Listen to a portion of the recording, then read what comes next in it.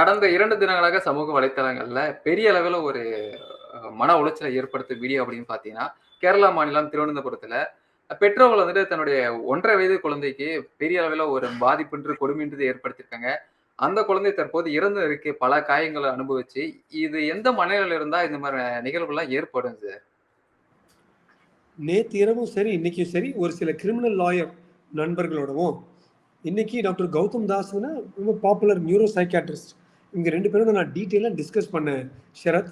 ஒரு சில முக்கியமான தகவல்கள மக்களிடம் குடுக்க விரும்புறேன். இந்த கேஸ நீங்க டீட்டெயிலா பார்த்தீங்கன்னா, அஷ்கர் என்கிற ஒரு ஆள் இருக்கான். அவனுக்கு அமீனான்னு ஒரு மனைவி. அந்த அமீனாவ போட்டு வதச்சு அவ்வளவு ட்ரபிள் குடுக்குறான். மர்மமான சூழ்நிலையில அமீனாவுடைய சகோதரன் இறந்தே போறான். இவனை சுத்தி பலருக்கு அமீனா உட்பட அடிக்கடி ஹாஸ்பிட்டல் போய் அடி வாங்குற அட்மிஷன் இருக்கு. ஸோ இதுதான் சூழல். இப்ப அமீனா அப்படி விட்டுருங்க. அகிலாங்கிறது இந்த இறந்து போன குழந்தையுடைய அம்மா.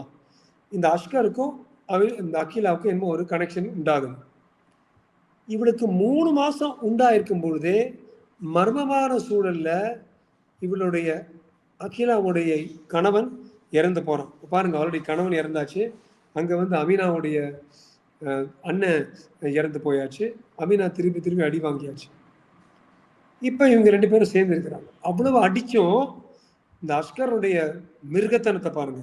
அவ்வளவு அடிச்சும் அந்த முதல் பொண்டாட்டியும் இந்த கல்யாணம் பண்ண போற நினைக்கிற இந்த அகிலாவும் அவனோட அக்காவும் அவளும் வச்சுக்கிட்டு எல்லாரும் அது ஒரு ரூம்ல ஒரே ஹாஸ்பிட்டல்ல ஒரே வீட்டில் அவங்க எல்லாரும் இருந்திருக்காங்க.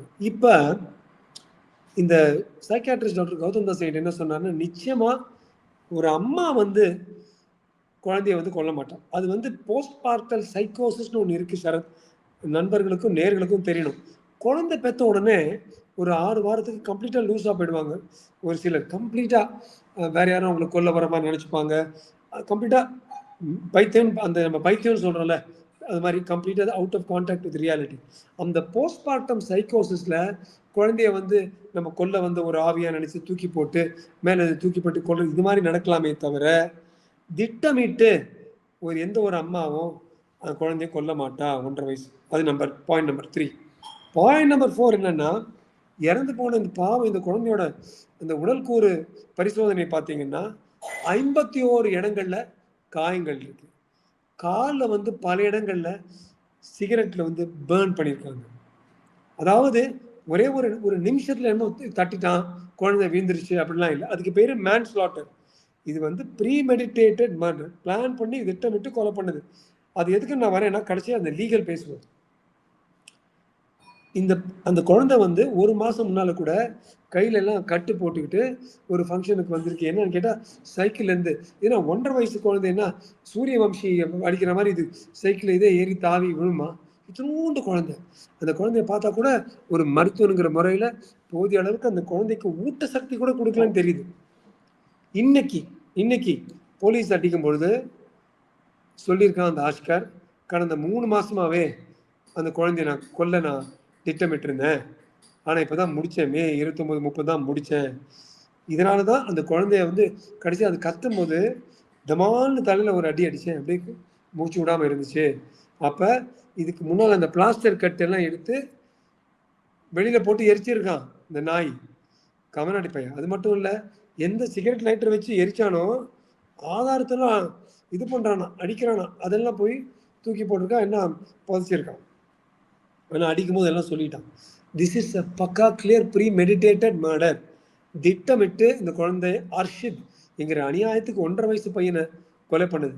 அது மட்டும் இல்லை, இன்னொரு முக்கியமான லீகல் பாயிண்ட், இந்த குழந்தைக்கு இந்த எலும்பு முறிவு தவிர ஃப்ராக்சர் ரிப்ஸ்ன்னு இருக்கு. இந்த ஃப்ராக்சர் ரிப்னாலே கிரீவஸ் இன்ஜரி, பிளஸ் இந்த குழந்தைக்கு மண்டையில பெரிய காயம்.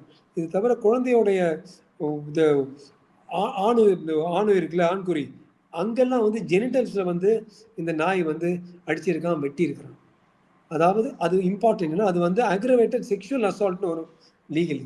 அதாவது இவன் வந்து இந்த பொண்ணோட இவன் என்ஜாய் பண்ணணும், அதுக்கு வந்து ஒரு தடையா பார்த்திருக்கான். இப்பேற்பட்ட மனிதர்களுக்கு, கொஞ்சம் கூட ஈவிரக்கம் இல்லாத மனிதர்களுக்கு மெடிக்கல் டேர்ம்ஸில் சைக்கோபேத்தும்போம்.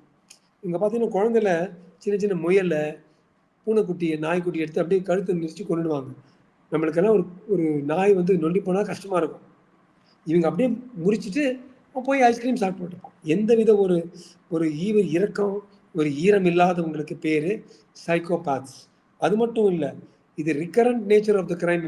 திருப்பியும் திருப்பியும் இவன் பண்ண போகிறான், இவன் வந்து இந்த ஏதோ ஒரு காரணம் இவன் தான் இந்த இந்த அகிலாவுடைய கணவனை வந்து கொண்டானான்னு பார்க்கணும். இவன் தான் அவனுடைய மனைவியுடைய அண்ணனை கொண்டானான்னு பார்க்கணும். டெஃபினட்டா இது சீரியல் கில்லர். அவங்க 2 பேரையும் கொண்டுட்டு அதுக்கப்புறம் அவனுடைய குழந்தைய கூட இந்த அகிலாவோட குழந்தையும் கொண்டு இருக்கான். இவன் டெஃபினட்டா இது ஒரு சீரியல் கில்லர். இது வந்து போக தோண்ட தோண்ட பல விஷயங்கள் வெளியில வரப்போகுது. இது ஒரு பாட்டு. ஸோ அஸ் அ டாக்டர் இதெல்லாம் அபரேஷன்ஸ். நார்மலாக இந்த 10,000 பேர் பிறக்கான்னு ஒரு 2 பேர் இது மாதிரி அசுரர்களா மிருகங்களா பிறப்பாங்க. அன்ஃபார்ச்சுனேட்லி இது வந்து கொஞ்சம் அதிகமாயிட்டு வருது. என்னை பொறுத்த வரைக்கும் இவங்களுக்கெல்லாம் சமூகத்தில் சமுதாயத்தில் இடமே இல்லை. ஒரு வழியாக எரிச்சு போட்டுடணும், அல்லது தூக்கு தண்டனை கொடுக்கணும், அல்லது எலக்ட்ரிக் சேர் கொடுத்து காலி பண்ணிடணும்.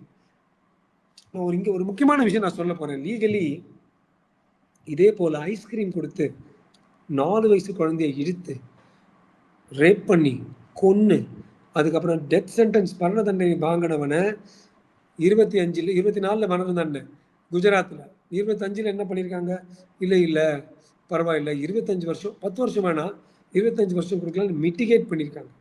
எனக்கு ஒரே ஒரு பயம்னா, இது மாதிரி மிட்டிகேட் பண்ணும்பொழுது இவங்கெல்லாம் வெளியில் வந்து திருப்பியும் மற்றவங்களுக்கு பண்ணுவாங்களா? நான் ஒவ்வொரு நேர்காணலையும் சொல்லுவேன் சரத், ஒரு ஜட்ஜ் இது மாதிரி கொடுக்குறாங்கல்ல, அந்த ஜட்ஜு சொல்லணும், நான் என் வீட்டில் இவங்களை வச்சுக்கிறேன்னு சொல்லட்டுமே. அப்போ நாமெல்லாம் சேஃப்.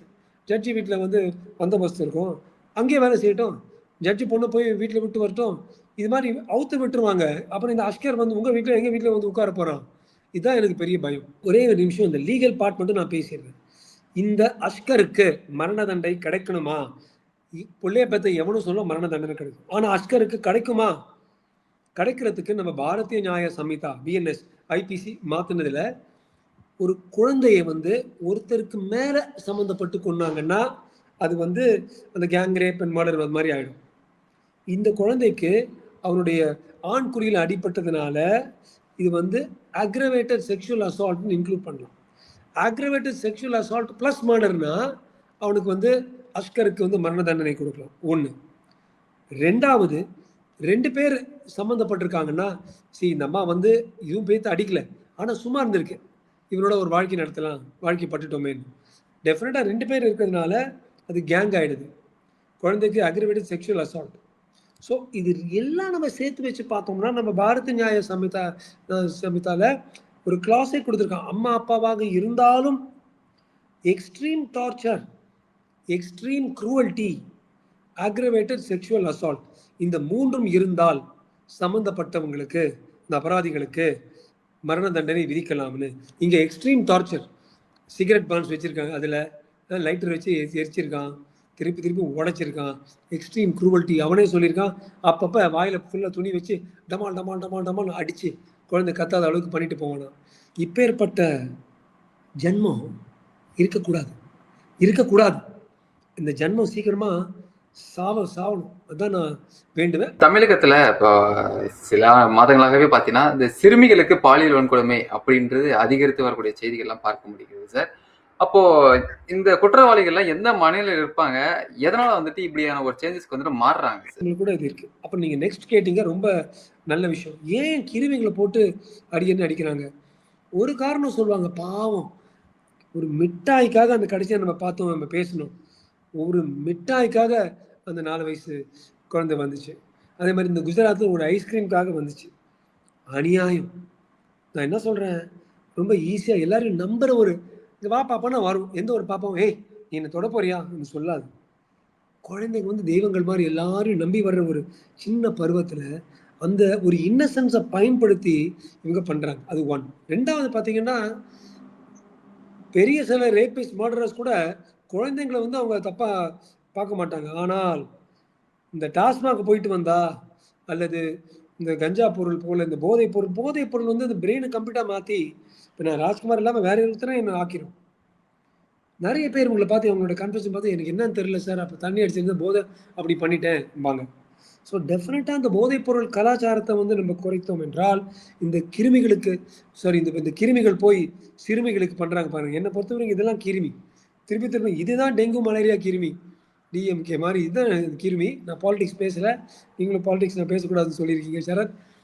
இவனுங்க தான் கிருமி. இந்த கிருமிகளை இந்த கிருமி நாசியை வச்சு அடிப்போமே டிடிடி வச்சு, அது மாதிரி இவங்களை காலி பண்ணணும். எனக்கு என்னன்னா ஐ ஃபீல் பேட்.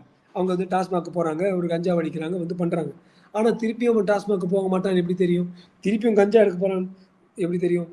ஒரு டிட்டரண்ட் லைன் இருக்கு கிரிமினல் சைக்காலஜின்னு. இதை தாண்டினா காலி பண்ணுவாங்கடா. அந்த டிட்டரண்ட் லைன் வந்து குழந்தைகளுக்கு பண்ற பாலியல் வன்கொடுமையா நமது சமுதாயத்தில் இருக்கணுங்கிறது என்னுடைய வேண்டுகோள். ஒரு மருத்துவனாக, ஒரு தந்தையாக, ஒரு சமூக ஆர்வலராக டிட்டரண்ட் லைன் இந்த லக்ஷ்மண் கோடை நீ தாண்டினா உன்னை டே மகனே உன்னை சாவடிச்சிருவண்டா என்கிற ஒரு மெசேஜ் தகவல் எல்லாருக்கும் போச்சுன்னா அப்போ வந்து நமது இந்தியா, நமது தமிழ்நாடு ஒரு நல்ல இடமா இருக்குங்கிறது என்னுடைய என்னுடைய ஒரு லட்சியம். அப்படி ஒரு ஃப்ரீ லேண்டாக இருக்கணும். எங்க இடத்துல பெண்களுக்கு ஒன்றும் ஆகாதுடா. நம்ம கடைசியாக நேர்களுக்கு ஒன்று சொல்ல விரும்புகிறேன். மேன்ஸ்லாட்டருக்கும் மர்டருக்கும் பெரிய வித்தியாசம். இன்னொருத்தன் தண்ணி அடிக்கிறான், உன் தலைவர் டுபாக்குறாங்கிறான். என் தலைவரை நான் சொன்னேன் டமான்னு குத்திடுறான். இது பேர் மேன்ஸ்லாட்டர். இவனை போடணும் எப்படியாவது, இந்த பொண்ணை தூக்கணும் எப்படியாவதுன்னு நினைச்சு திட்டமிட்டு பிளான் பண்றான். அது ப்ரீமெடிடேட்டட் மர்டர்.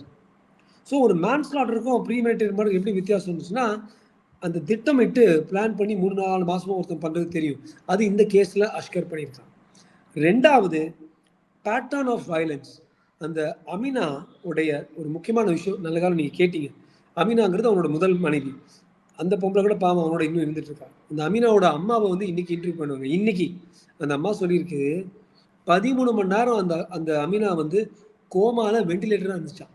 எப்படின்னா என்னமோ ஒரு சுடிதார் அவ கழுத்துல போட்டு ஃபேன்ல மாட்டி வாயை திறக்க வச்சு இந்த ஃபினால மாதிரி வாயில ஊத்த பார்த்து அடின்னு அடிச்சு அவளை கோமாக்கு கொண்டு வந்து 13 மணி நேரம் கோமால வச்சிருந்தா ஆல்டுகெதர் 4 நாள் ஐசியூல இருந்துச்சான்.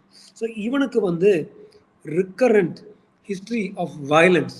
இப்படிப்பட்ட திருப்பியும் இந்த வன்கொடுமை மர்மம் பண்றவங்களுக்கு நிச்சயமாக மரண தண்டனை கனம் கோட்டார் அவர்கள் மரண தண்டனை கொடுக்கணும்னு இப்பயே வேண்டிக்கிறேன்.